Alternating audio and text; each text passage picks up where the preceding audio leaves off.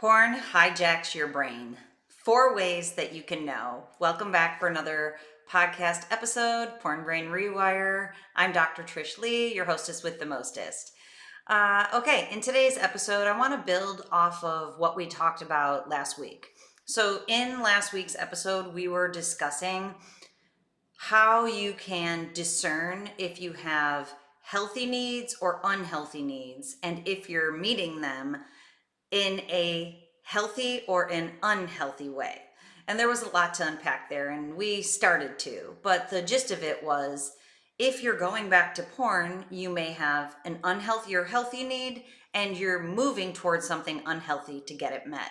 Well, today I want to expand upon that and move inside, go internally into your mind, and help you be able to know when you can hear if it's the hijacker's voice you're listening to inform that decision, or if it's your true, authentic, capital S self.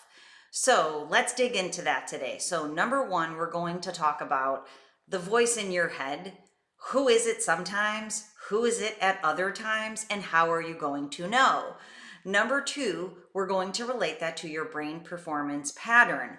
Highly functional, optimal green zone brain pattern, or dysfunctional, strained brain or drained brain. It will help you be able to discern. And then, of course, for today, number three is your brain hack strategy on getting into your journal so you can figure this out for yourself. Okay, so number one, let's break down this idea. And I've had, as I'm sure you can imagine, I've had a couple experiences lately that, after the fact, I'm like, where did that come from? Why did you do that, sister? And I'm talking to it's the voice in my head going, where did that come from? What is up? And I'm going to share that with you in a minute. But the idea is that we are always listening to the voice inside of our head. And a big message for today is don't trust that voice. Don't listen to it out of the gates, because I made this decision about a month ago, and man, I was so confident in it. And now I look back and I'm like, what is up? And so don't listen to that voice. You don't have to trust it. Get used to going into your journal and using the 4 markers I'm going to give you right now to be able to look for, is this Dr. Jekyll or Mr. Hyde talking, or is this the true authentic self? I'm going to teach you how to know, but don't trust that voice. That's the number one thing that I want to tell you, because if you are stressed, and stress is the number one thing that is going to make your personality disintegrate.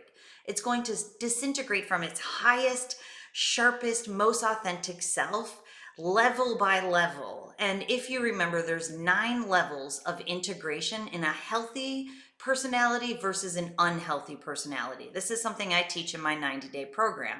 So there's 9 levels. Up at levels 1, 2, and 3, you're rocking out your best life. Level 1, you are just crushing it in flow, healthy, neuro-optimal brain pattern. Everything is coming to you and everything is getting done. Down at level 9, you are stressed. You're using force, not the power from within. You're pushing, you're grinding, you're making mistakes because you're making your decisions based upon an unhealthy, disintegrated, dysfunctional brain, lowercase s self. So stress is the main thing that's going to make you disintegrate. So the voice will change depending upon where you're at. Now, this is the trickiest thing about disintegration. As your personality type or your authentic self is disintegrating into the stressed version of yourself, self-awareness is low. You can't even really feel it or see it until those levels raise again and you're like, whoa, where did that come from? So I've been working on this myself a lot right now. So that's why I wanted to share it with you. Okay.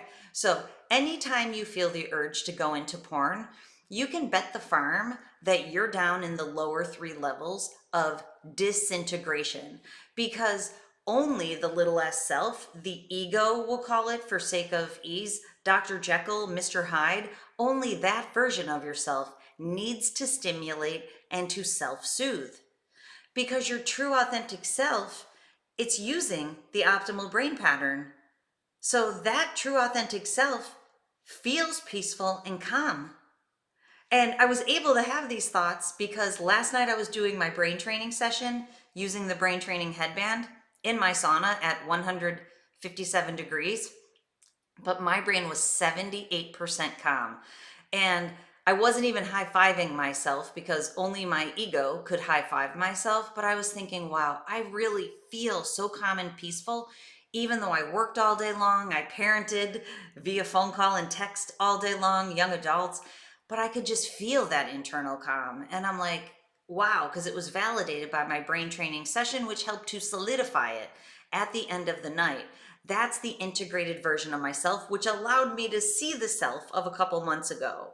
Okay, so I will share that story with you in a minute, but I'm going to check my notes here real quick because here we go with the 4 markers. These are the 4 ways you can know you're using the lower version of yourself, Dr. Jekyll, Mr. Hyde, your ego, versus these 4 other markers that can let you know your true authentic self and you are calm and peaceful on the inside and you won't need to self-soothe or self-stimulate. So if you're primarily in this lower self, you are going to make decisions based on these 4 parameters. Are you ready for it? Your ego, your Dr. Jekyll and Mr. Hyde, number 1 wants to get. Getting is an ego mechanism.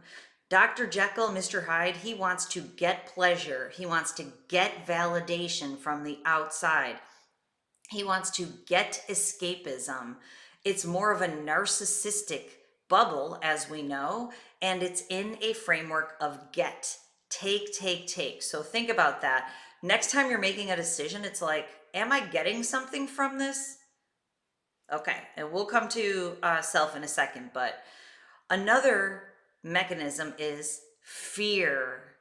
Do you have fear in your core? And are you trying to control? Fear and control is an ego, Dr. Jekyll, Mr. Hyde mechanism. Your true self doesn't need to do that. Number 3 is it is contraction. So if you feel yourself becoming overwhelmed and stressed, which is strained brain, which leads you into the screen, and of course the screen perpetuates, but when you feel contraction, like you're being sucked to the center of the earth, contraction and isolation is a very easy way to know if you're in a contraction mode. If you're in a contraction, it is ego that is contracting and isolating out of fear, trying to control the situation to get. And then lastly, the 4th one is that it needs to self-soothe and to self-stimulate. Get, fear, contract, soothe, and stimulate because it's not in peace and it's not in joy and it's not engaged in a purposeful life. That's the lower S self. Now let's compare and contrast to your higher, most authentic self that would never need porn. And it's going to lead you to the brain hack strategy for the day because this is an amazing thought behind how you can leave porn easily. And I should make one quick video after this because you can leave porn easily if you can learn to make this distinction and stay in your true self. So your true self wants to give. Your true self wants to give. It doesn't need to get. Giving is what feels good. And giving is inherently expansion. It gives, it loves. So if you are thinking about giving to the world or giving to your people, giving to your partner, giving to your employer, giving to your community, and it's out of love, not fear, not control, you know you're on the right track. And it leads to expansion. And expansion leads to sharing, not isolating. So let me put a bow on this and then we'll move forward to the brain pattern. If you're acting out of the hijacker, Dr. Jekyll, Mr. Hyde, lower S self, you will want to get out of fear and the need to control for safety and security, and it will lead to contraction, which most easily can be identified as the desire to isolate, to self-soothe and self-stimulate. That's going to be your filter. Am I making this decision out of ego versus your true authentic self is on purpose? So it wants to give and serve. It wants to share love. It would never attack. It doesn't have fear. It doesn't need to control. It trusts and has faith that when you're on purpose, everything will work out. It always does. So the idea is then it leads to expansion and sharing. And faith takes faith. It takes courage in the face of fear. So when you feel that fear, you can go, not today. Not today, ego. Not today, Mr. Hyde. Because I can choose to love and expand, give and serve. And one easy way, this isn't the story, but every time I come home from Costco, yeah, I know, balling on a budget at Costco. It's not even that much of a budget with the family that I feed. But every time I come home, my husband immediately throws his arms up and goes, that's never going to fit in the fridge. And I go, dude, this is literally what I do. Dude, you tell me this every week. It always fits in the fridge. So like, it's just like he gets overwhelmed by the amount of food that we have, and he goes into contraction, control, overwhelm, telling me what to do, commanding and controlling, because the food's not going to fit in the fridge. So when I remind him gently, dude, it fits every week, then he can shift out of that fear-based mode. And there's probably something more underneath it, but I haven't taken the chance to psychoanalyze it. That's his job. But I'm able to stay in a place. I don't yell at him. I just go, babe, fits every week. Let's, instead of going there, help me get this stuff in the fridge, right? So I stay in love. I stay in peace. I stay in joy, knowing it's all going to fit in the fridge. I stay in expansion. I crank up some tunes. I recruit the troops to help me put the stuff away, and we have a good time doing it. And it's mostly for all of them. You know, I got protein bars for Declan. I've got grass-fed beef sticks for Seamus. I've got hair and beauty products for my precious Saoirse. I've got the celery drinks for Cosmos. So the idea is none of that stuff's for me. I don't even eat any of that stuff. It's not me getting it for me. It's getting it to share with my peeps. Okay. So let's move on to the brain function. I promise I'll put a bow on it quickly, and then I'll tell you the story that happened recently. And it's inconsequential, but man, blew my mind. So moving on to number 2, the brain function pattern that's behind capital S self versus little s ego. Dr. Jekyll and Mr. Hyde. So I already told you, the green zone is your brain is using alpha and low beta in the middle. And when you're in the middle, you can make calm decisions. You don't have to control. So that brain pattern is one of calm focus. It's flow. Your life is flowing. Opposed to Dr. Jekyll and Mr. Hyde is exactly that. It's pendulum brain, swinging back and forth. High highs, low lows, strained brain, too much fast speed, too much slow speed, leading you to feel wired and tired, leading you to feel like you want to self-soothe and self-stimulate and escape, isolate.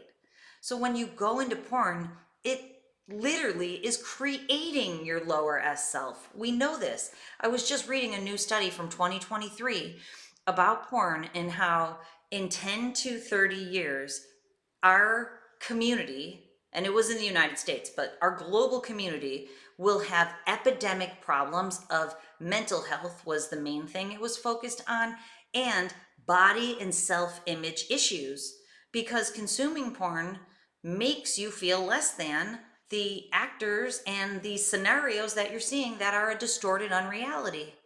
So it's beginning to create this lower S ego self in the global community, people everywhere.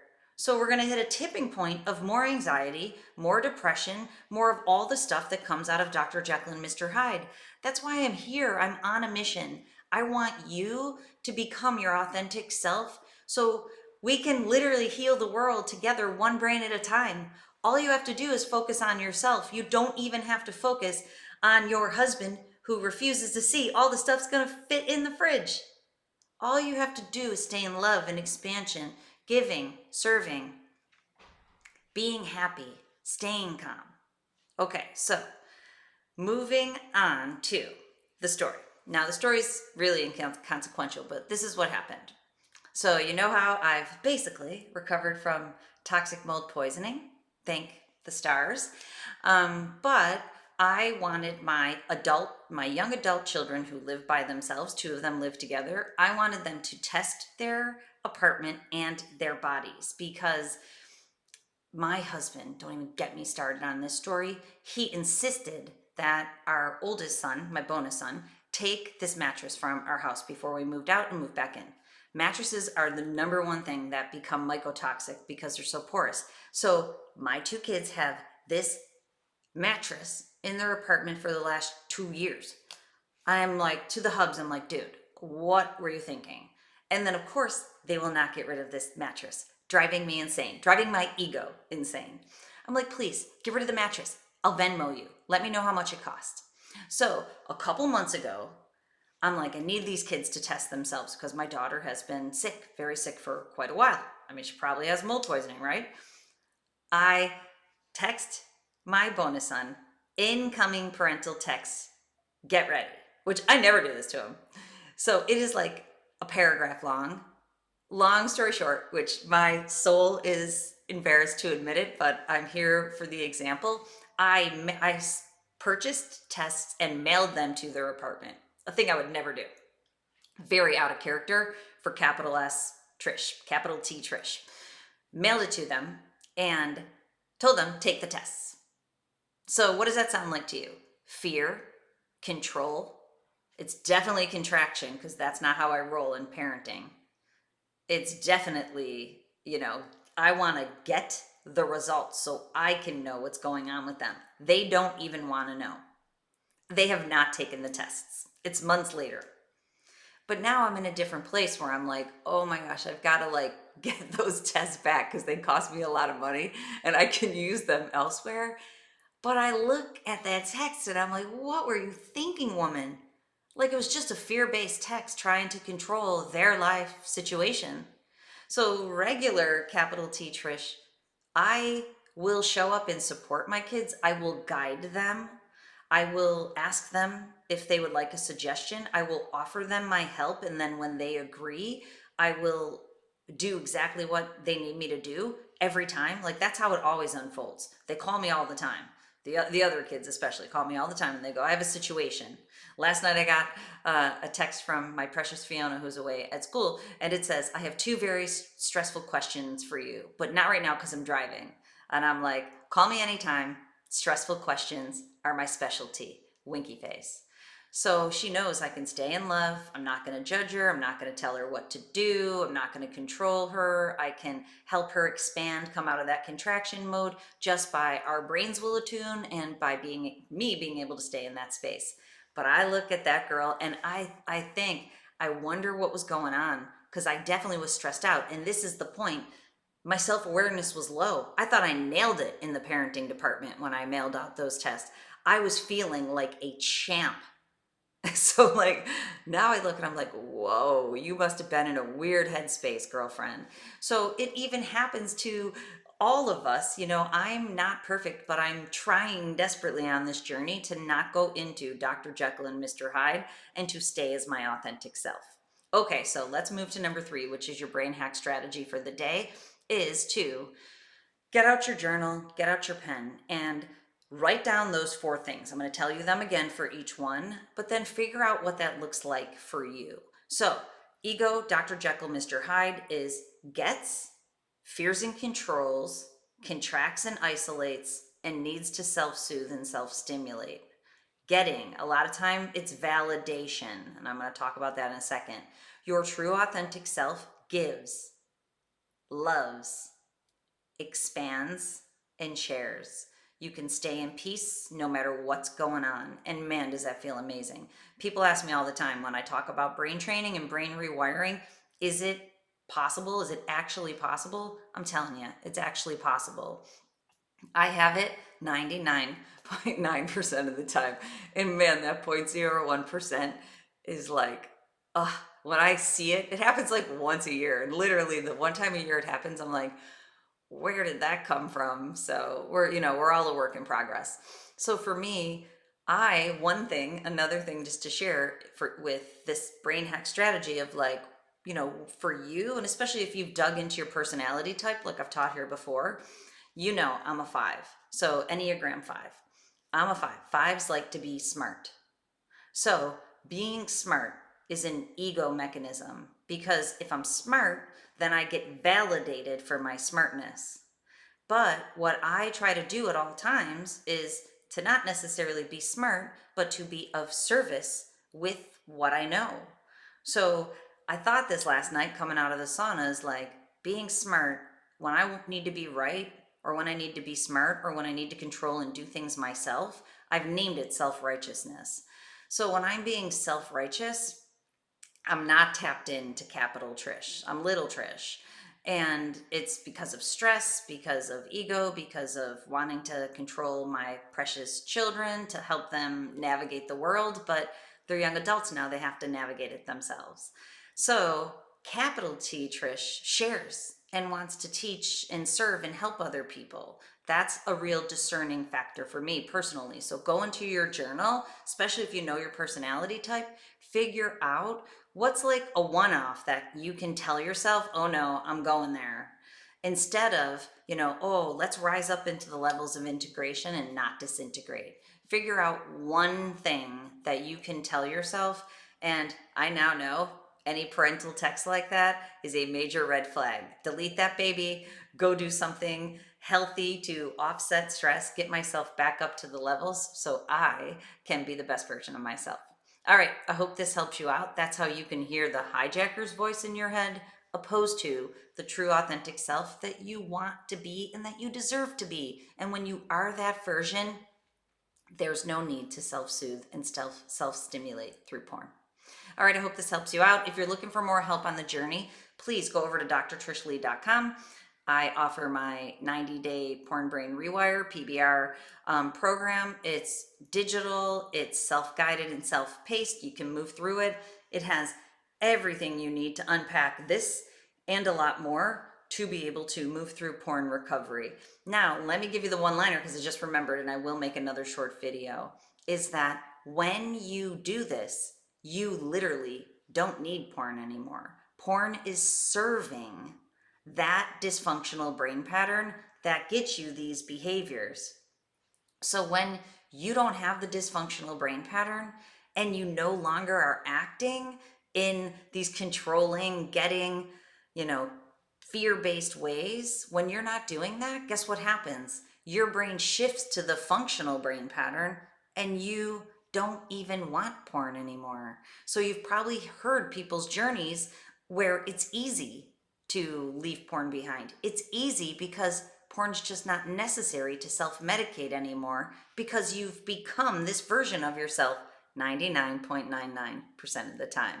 The other 0.01%, you're going to do what I do. You're going to go offset that stress and get yourself back up to the top levels. All right. Have a great week, and I'll see you next time. And until next time, control your brain or it'll control you.